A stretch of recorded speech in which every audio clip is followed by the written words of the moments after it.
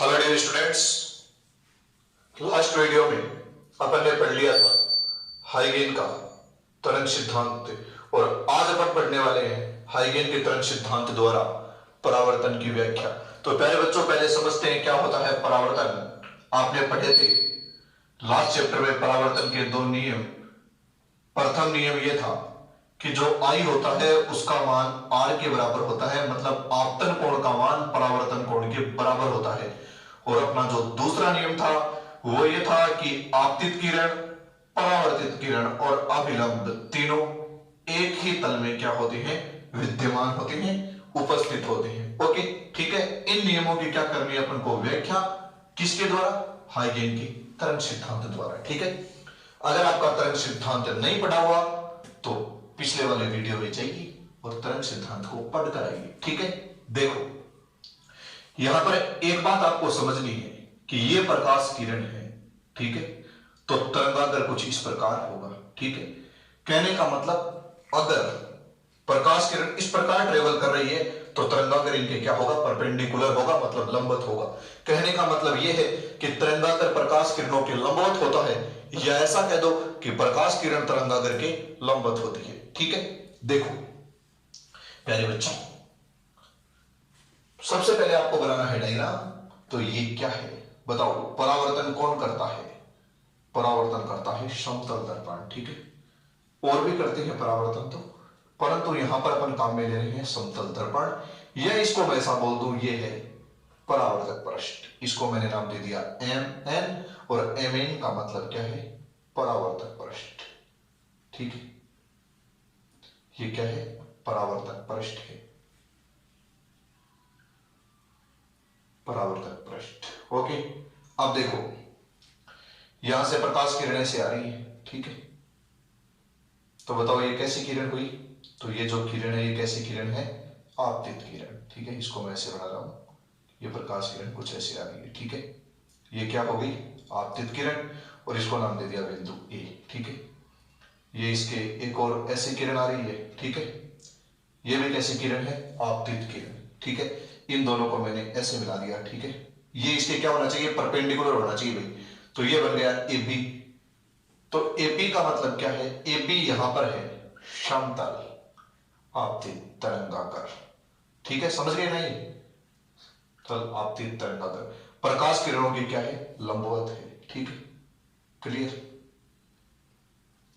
अब देखो, अपन इसकी लिखते हैं थ्योरी। ठीक है। इतना डायग्राम बनाने के बाद अपन लिखेंगे थ्योरी। ठीक है। तेरा ध्यान किधर है? थ्योरी लिखना इधर है। ठीक है प्यारे बच्चों, कोई बात नहीं है। देखो, चित्रानुसार, अकॉर्डिंग टू डायग्राम, चित्रानुसार ए बी, समतल तरंगागर ए बी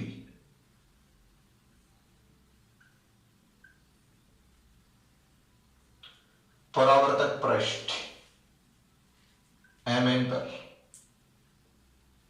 आपतित होता है।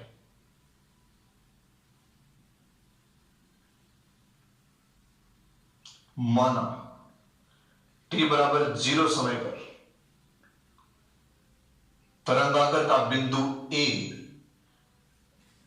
t बराबर 0 समय पर तरंगागर का बिंदु A परावर्तक पृष्ठ mn को स्पर्श करता है,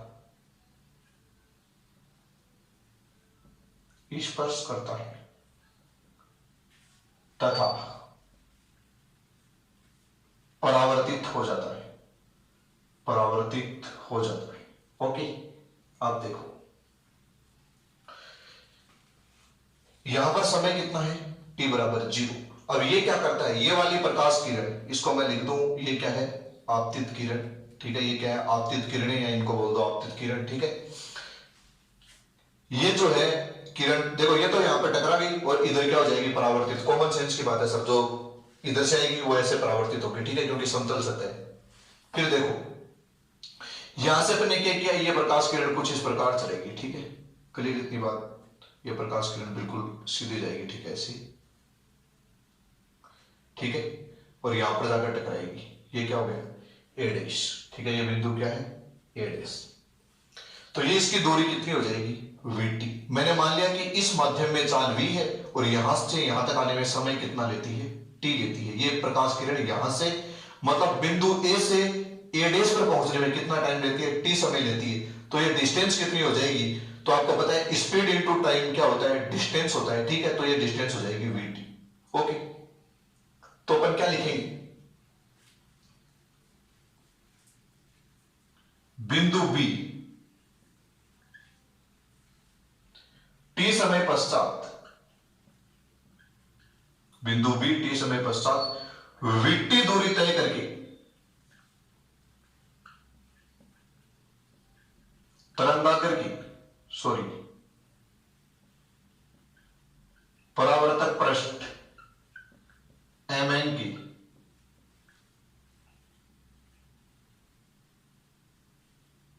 बिंदु a डैश पर स्पर्श करता है तथा परावर्तित हो जाता है।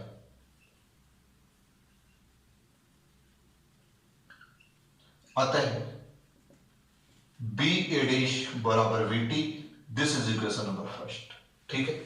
अब देखो अपन को क्या करना है, ये क्या हो गया, आपतित समतल तरंगागर। अब अपन को प्राप्त करना है परावर्तित समतल तरंगागर। तो अपन क्या करेंगे, एक पैरामीटर लेंगे, यहां पर प्रकार रखेंगे और यहां तक का पैरामीटर भरेंगे, ठीक है। जैसे ये डिस्टेंस ऐसे आपने, ठीक है, ये प्रकार दिया। अब क्या करोगे, यहां से ऐसे एक चाप लगा दोगे, ठीक है, इधर, और इसको नाम दे दोगे बी डैश, ठीक है।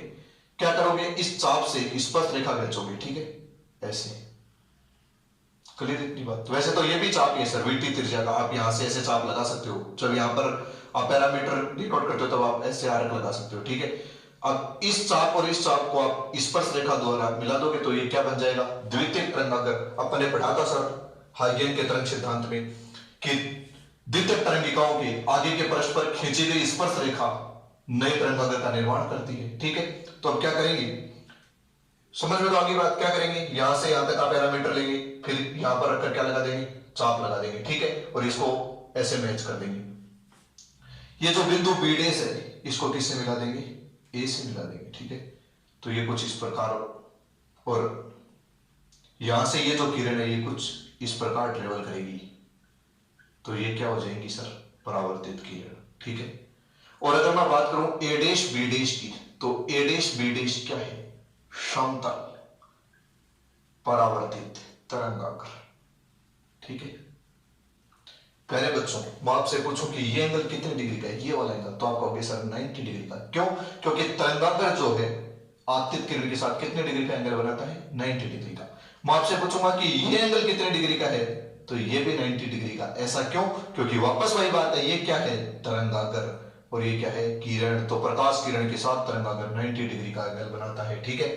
इसी प्रकार बताओ बेटा, ये वाला एंगल कितने डिग्री का होगा, 90 डिग्री का। ये वाला एंगल भी कितने डिग्री का होगा, 90 डिग्री का, ठीक है। ये वाला एंगल बताओ, देखें ये वाला एंगल कितने डिग्री का होगा, 90 डिग्री का। क्योंकि आपतित किरण और तरंगागर के मध्य, ये ऐसा कहता हूं कि प्रकाश किरण और तरंगागर के मध्य हमेशा कोण कितने डिग्री का होता है, 90 डिग्री का होता है, ठीक है। तो देखो प्यारे बच्चों, ये वाला एंगल भी कितने डिग्री का हो जाएगा, 90 डिग्री का, ठीक है। क्लियर इतनी बात। डायग्राम बनाना आ गया, क्या किया आपने, यहां से यहां तक का पैरामीटर लिया, ये चाप लगाया, यहां पर बिंदु बी डैश के, इसको मिला दिया, तो ये बन गया नया तरंगागर, ठीक है। और इस रेखा को आगे कंटिन्यू कर दिया, ठीक है। इसकी थ्योरी लिखते हैं, इसको इरेज कर रहा हूं, मिटा दो, मिटा दो।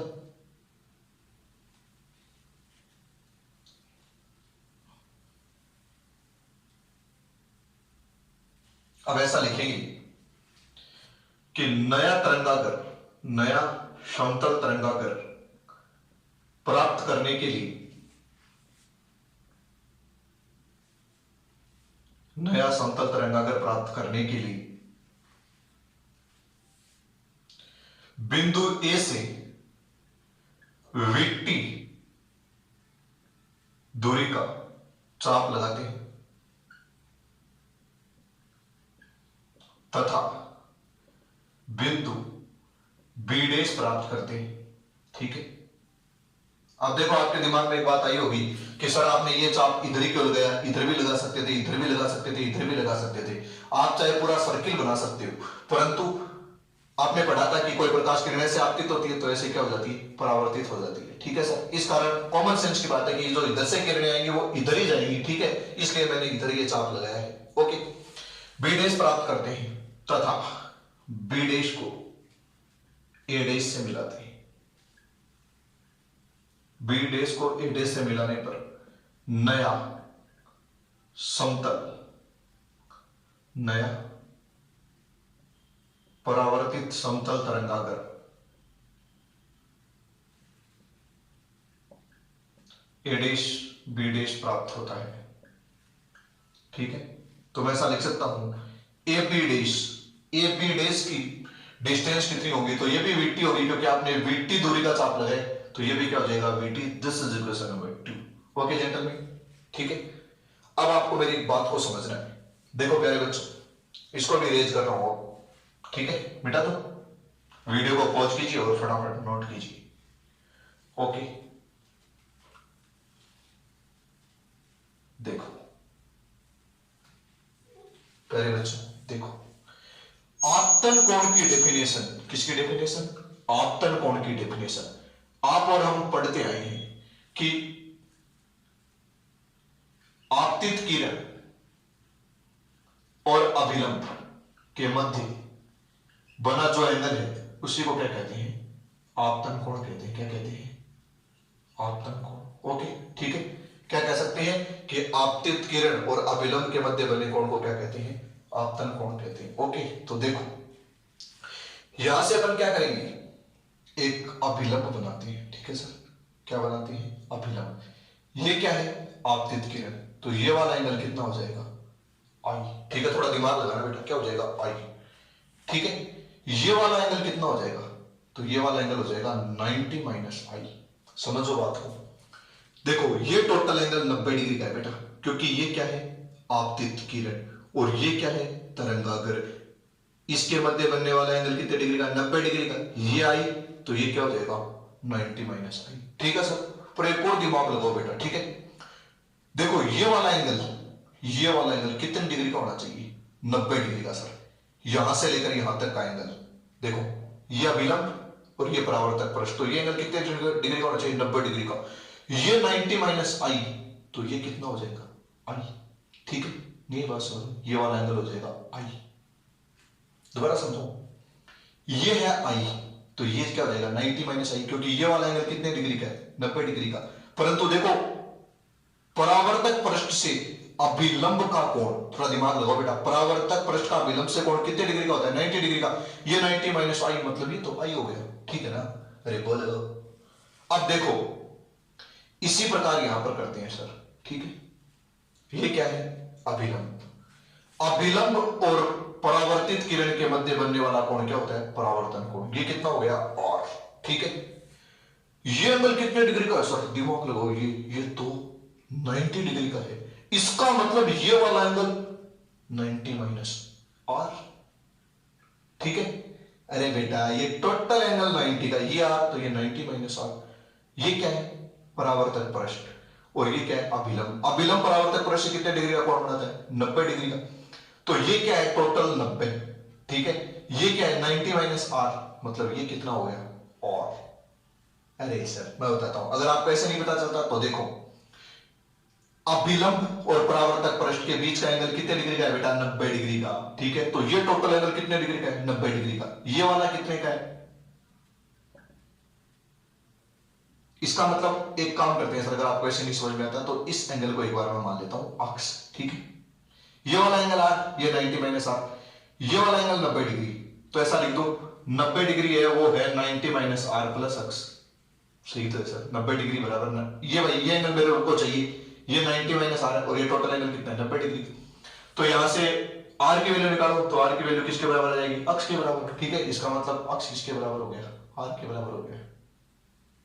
नहीं बात समझ में बेटा, थोड़ा सा ही तो दिमाग लगाना था। ठीक है, अगर ऐसे नहीं आई तो ऐसे याद रख लो। ठीक है, अगर ये तो आपको समझा दिया बहुत अच्छे से, अगर आप नहीं समझे हो तो ऐसे याद कर लो कि आपतित किरण, आपतित तरंगागर, ठीक है, और ये जो परावर्तक पृष्ठ है इसके बीच का एंगल कितना है, आई। तो परावर्तक पृष्ठ और ये जो परावर्तित तरंगागर है इसके मध्य का एंगल कितना है, आर। ओके, ठीक है सर, ओके, अब देखो अपन को क्या करना है, दो ट्राइंगल लेने हैं, त्रिभुज A B A dash, A B A dash,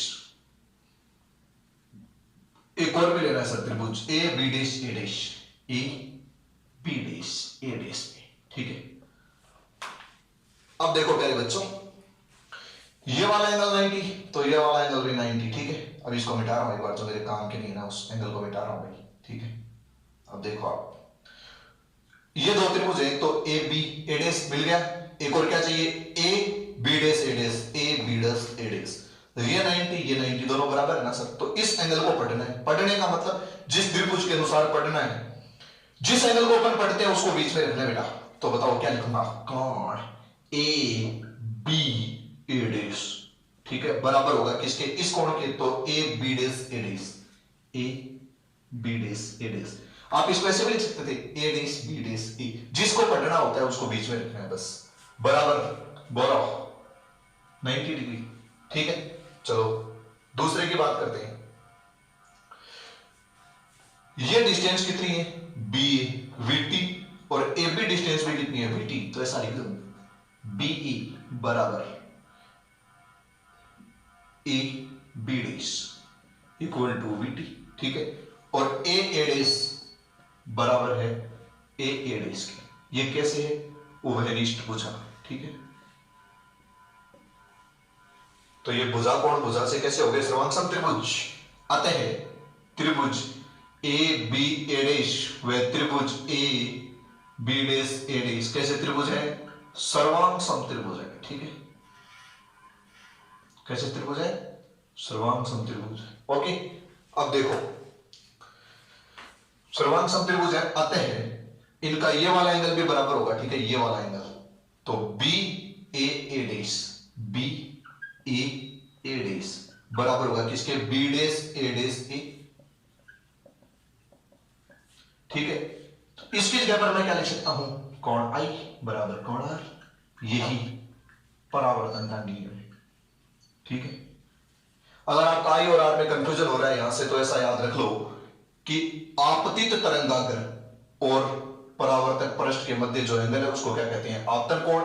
परावर्तित तरंगाग्र, ठीक है, और ये जो परावर्तित तरंगाग्र और आप ये जो परावर्तक पृष्ठ है इसके मध्य जो कोण है उसको क्या कहते हैं, आर कहते हैं, ठीक है। पर आप कहीं इस एंगल का मेजरमेंट इधर से कर लोगे तो फिर ये गलत हो जाएगा, ठीक है ना। वैसे सही तो यही है तरीका, इसको आई मानो, इसको 90 ये हो जाएगा 90 माइनस आई, तो फिर ये क्या बचेगा आई। इसी प्रकार ये आर, ये 90 माइनस आर, तो ये क्या बचेगा आर। ओके जेंटलमैन, ठीक है, कर दो ये बोला बोला, मिटा लो इसको। समझ में आई बात, क्या लेना था, दो ट्रायंगल लेने थे, उसके एक कोण बराबर था, दो भुजाएं बराबर थी, और उनमें से एक भुजा क्या थी, उभयनिष्ठ थी, तो कैसे त्रिभुज हो गए, सर्वांग त्रिभुज। और सर्वांग त्रिभुज है, इसका मतलब ये वाला एंगल और ये वाला एंगल भी क्या हो जाएंगे, बराबर हो जाएंगे, ठीक है। यही परावर्तन का प्रथम नियम है, ठीक है। अब देखो, ठीक है, थोड़ा दिमाग लगाएंगे, द्वितीय नियम के लिए थोड़ा दिमाग लगाएंगे, ठीक है। देखो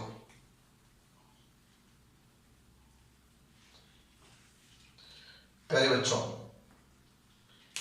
ये तो है परावर्तक पृष्ठ, क्या है परावर्तक पृष्ठ, ये ऐसे है, मतलब ये इस तल में है, ठीक है। परावर्तक पृष्ठ ऐसे है, ये इस तल में हो गया, ठीक है।